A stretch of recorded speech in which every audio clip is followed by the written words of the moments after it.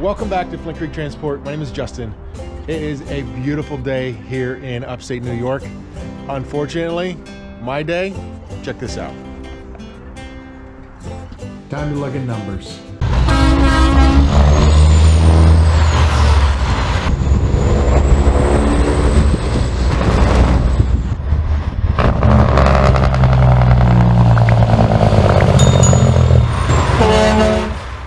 And this truck is soon to go. This truck was actually a lease truck. Show you the Indiana plate, and here's our another Ryder sticker. So this was a lease that I got quite a few years ago, I think in 2016, and I decided, you know what, we're gonna try leasing a truck. This was a full service lease.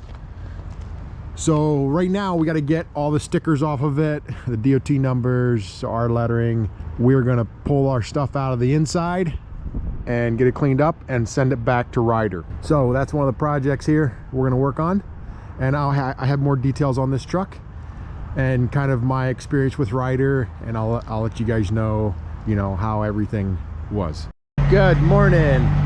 Look at this. A couple inches of snow to deal with this morning.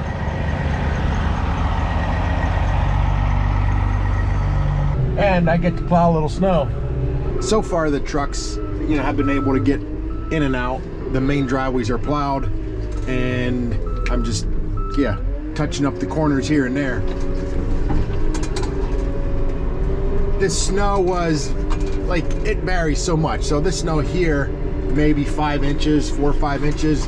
It was more like a lake effect, came down very fast and kind of surprised people. A lot of times when they forecast this stuff, they have no idea. I mean, and it's very spotty. So one area you could have 6 inches of snow, the next area, you know, you might not have any, or 2 inches. You know, it really varies. That's part of living by the lakes in upstate New York. So I think a lot of this stuff, it's actually supposed to warm up later in the week. So a lot of this stuff we're just gonna let it at some spots in the driveway. I just want to clean up here by the fuel tanks and a little bit of a hill right here, and clean up in front of the shop. The rest of the area here, we're just gonna let it go.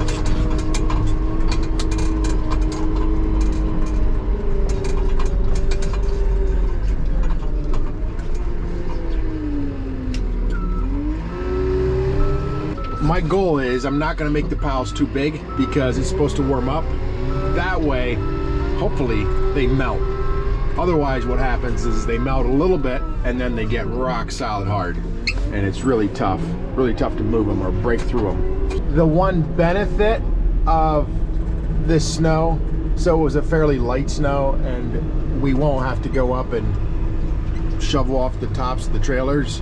So they start going down the road, and it's just a very light, fluffy snow. It'll blow off very quick. You don't have to worry about big chunks of snow falling off. So that's the benefit. You can see some of these rigs are running. You don't have to worry about getting the tops of the trailers cleaned off. Usually when that happens, we pull them inside and we have to shovel them off. We have a lift, and it's quite the ordeal. It's a lot of trailers to shovel off by hand. So just pulled into the car wash here downtown. And I'm bringing, this is one of our little ProMaster city vans. And what I do is get the strip put on. So now this vehicle is good for a wash. You don't even have to roll your window down. You simply just pull up and they start yakking at you, and the bar goes up. Time for a wash. So I'm getting all the company vehicles set up with this wash pass. My wipers were not working. Let's see if they can get them thawed out.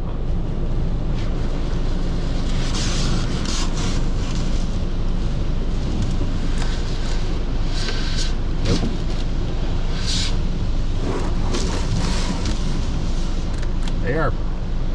They are stuck. So yeah, not sure why I washed it, but it needed to get the pass on it anyway, and I'm like, I'm right here, I'll go through the wash. Look at these roads. Here's the little vehicle I was running. So what's crazy with this snow is like 2 towns over, or 1 town over, like basically 10 miles west of here, they had no snow. It was dry. And here we got, you know, 6 inches, 5-6 inches of snow. And the sun was shining. It's actually turned out to be a half decent day. And the weather, you know, it's melting. That's why it's called a lake effect snow. Just little bands of snow come in through and wreak havoc on everything. So that's a lake effect. So these wash passes are pretty cool. Like I was saying, just a strip on the windshield, and it's 22 bucks a month for the basic wash, which is the underbody blast. And that's what I got for a lot of the vehicles. You can go up to 2 times a day, and you can go every single day of the week or of the month. So it's 22 bucks a month, and then you can go as many days as you want to. So it works out pretty good because these car washes are between, kind of like if we go 1 town to the west, there's one there, or town to the east, there's one there as well.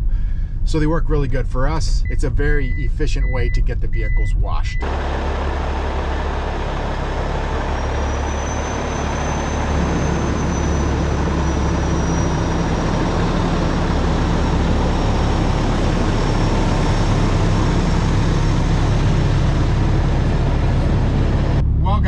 This is the end of the T680.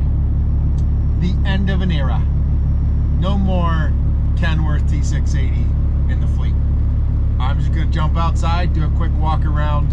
For those of you that are new to the channel, you can see what truck we had, and then I'm going to hop in here and talk a little bit about this lease.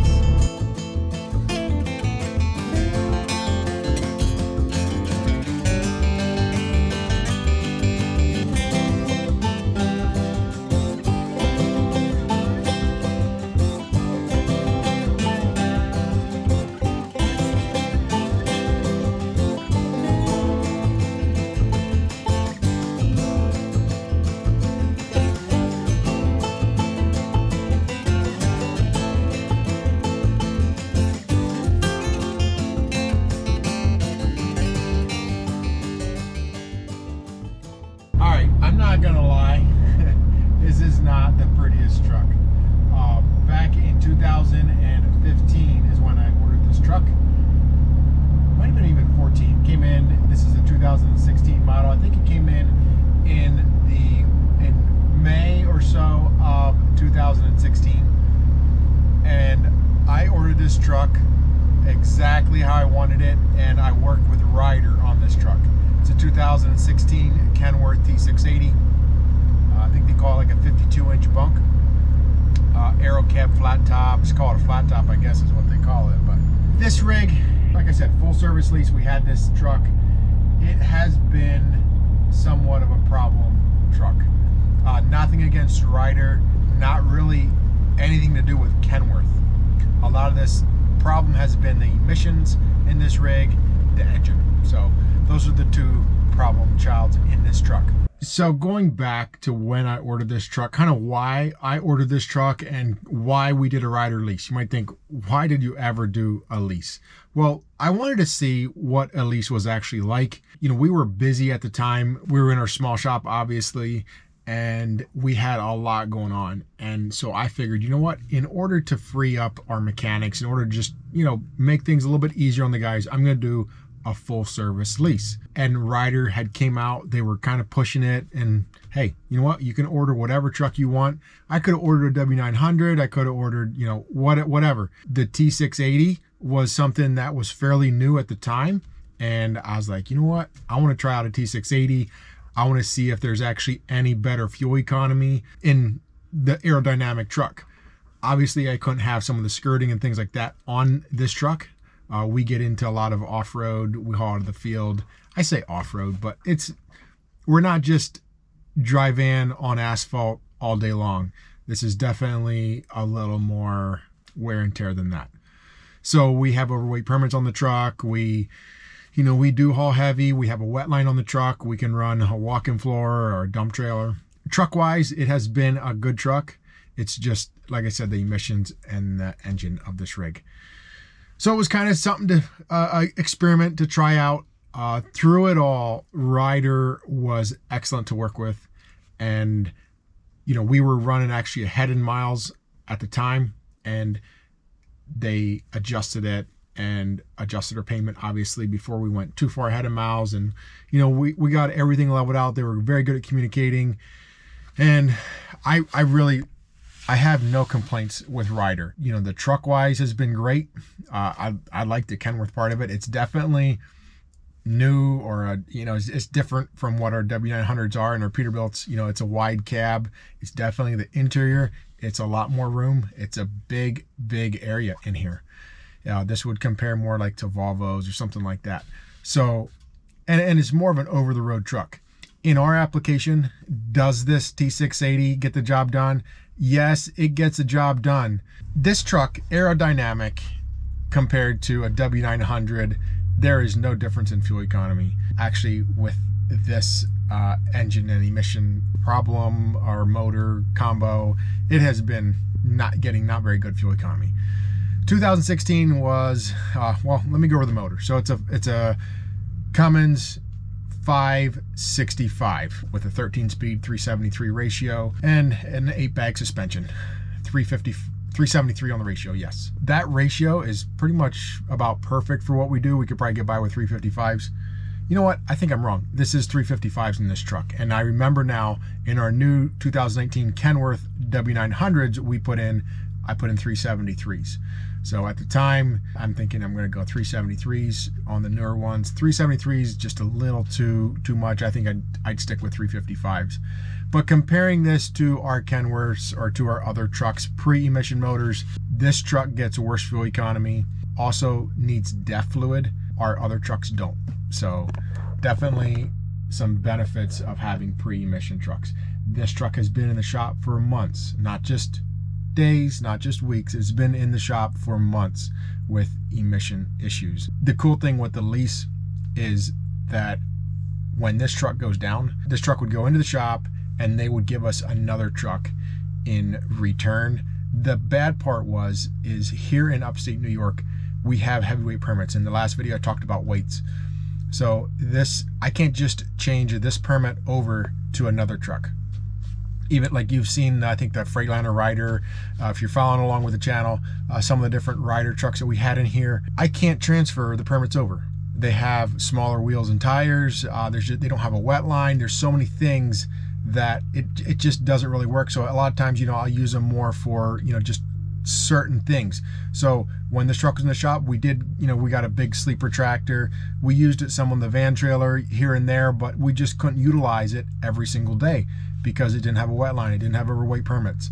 There were so many things that we couldn't do with it. So that's where a Lease in our application, it makes it a little bit tough for us. If I was just pulling a van trailer or just, you know, flatbed, it'd be a different story.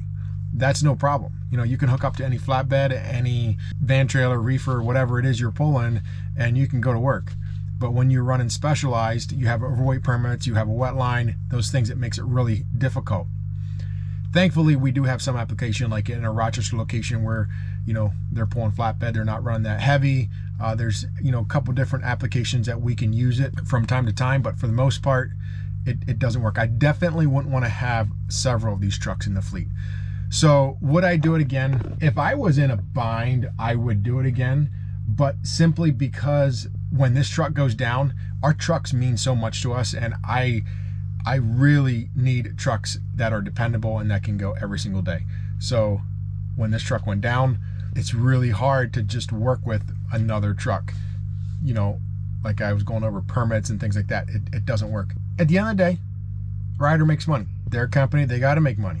You can do the math on the lease payment. I would say best thing is do it yourself. So that way, you know, don't go off what I say. Do it yourself. Call Ryder up, see what a lease payment would be, do the math on it. They are making a little bit of money.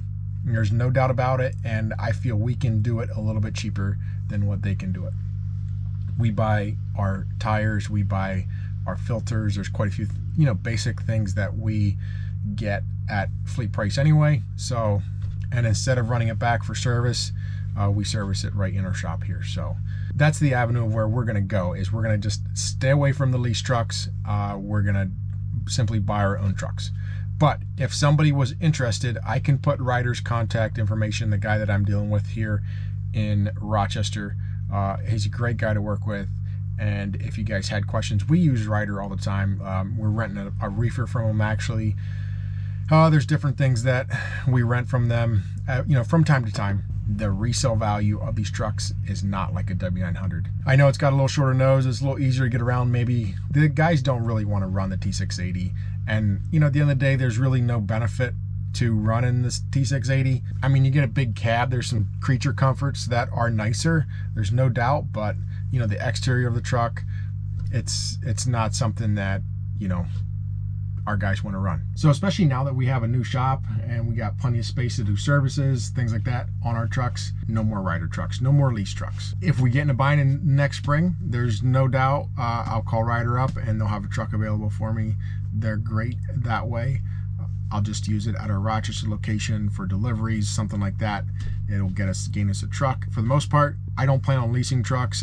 We just plan on purchasing them outright and then eventually trading them in or whatever we decide to do. And a lot of that depends on whether it's a glider or whether it's an emission truck. The emission motors, I really don't want to hang on to too long. They've been problems. Honestly, at this point, I would rather run an electric truck or be into trying electric before these emission motors because they're so much problem. And I hate to delete stuff. I know it's crazy saying that, but I'm going to hang on to the gliders. I'm going to hang on to these older trucks as long as I can. But I just feel the truck manufacturers, the engine manufacturers, specifically the engine manufacturers, they could make these engines better, but they don't. And it's a great way for them to generate revenue through parts, through everything else. And the fuel economy on these motors are not that great. You'd think that in 10 years and 15 years it would be better, but trucks that are 20 years old are getting better fuel economy than this old truck. I should say this new truck, this 2016. So I'm gonna go into my office and I'm gonna tell you guys some of the fuel reports on this T680 and let's see where they come in at. So you guys might be wondering too, Justin, that's kind of an expensive experiment, but not really. We use this truck. This truck, every month we had it, we were using it. It's got 400 to 500,000 miles on it. We've been using it quite a bit. So it made us a lot of money and it just time to go back. Definitely getting to the point where, I noticed in the last year or two that's when we were having a lot of the troubles. And that's when, really, I think if I were doing a lease again, I would only do like a 3-year lease, especially with the emission motors. They just go downhill pretty quick. Seems like the filters get full and then I don't know what all it is with the DPF filters and things like that. It just seems like once they get old and they get rusty, there's more problems, more issues, sensors go bad, stuff rusts and corrodes. Yes sir, end of an era right here. No more T680. And back to my pickup. So it's not the normal pickup I run, but you know what, it's a set of wheels. My new one won't be here for a little while. Checking the fuel mileage, there's only a handful of trucks that got worse fuel economy than that T680. Doing what we do over the last 10 months, basically from January 1st to October 31st, that truck got 4.54 miles to the gallon. A lot of our other trucks are probably, our fleet average is more so around 5 or just a tick above 5. So that gives you a little idea what that truck costs. And not only that, you got to add DEF fluid on top of that. So definitely more expensive to operate. Yeah, it's more aerodynamic, supposedly aerodynamic, but in reality, our W900s, most of our W900s are getting much better fuel economy than that truck. I say much better, half a mile to the gallon, quarter, whatever, right around there. Not worse. I think there's one or two that are worse. Those trucks are more local trucks. And this truck was more over-the-road truck.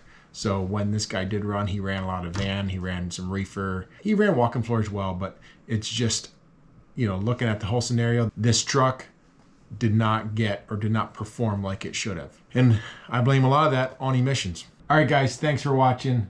Hope you enjoyed this video. If you had an experience with Ryder, let me know how it was.